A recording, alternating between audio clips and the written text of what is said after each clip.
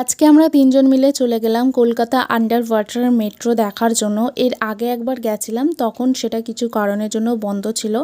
আজকে বোন আমাদের সাথে গেল, কারণ ও বিষয়টা দেখার জন্য খুবই এক্সাইটেড ছিল। কথা বলতে বলতে আমরা এসপ্ল্যানেড চলে এলাম। এবার চলো সেই নতুন রুটটায় যাওয়া যাক। এই স্টেশনটা কিন্তু এসপ্ল্যানেড থেকে হাওড়া ময়দানে যাওয়ার জন্য যে নতুন স্টেশনটা তৈরি করা হয়েছে সেটার ভিডিও তোমাদের সাথে শেয়ার করছি।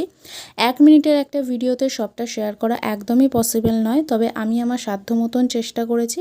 এই রিলেটেড কোনো বড় ভ্লগ তোমরা যদি দেখতে চাও অবশ্যই আমাকে কমেন্টে জানিও, আমি করার চেষ্টা করব। অ্যান্ড চলো সেই বিশেষ মুহূর্ত তোমাদের সাথে শেয়ার করি। জাস্ট 45 সেকেন্ডের মধ্যে তোমাদের গঙ্গা স্নান এবং গঙ্গা পার করা হয়ে যাবে। আর এই মেট্রোর মধ্যে এরকম কিছু ডিসক্লেমার শো করছিল যে মেট্রোটা কিভাবে যাচ্ছে না যাচ্ছে। ওভারঅল সব কিছু মিলিয়ে খুব সুন্দর, এবং আমি নিজে একজন সিভিল ইঞ্জিনিয়ার স্টুডেন্ট হয়ে নিজেকে খুব গর্বিত বলে মনে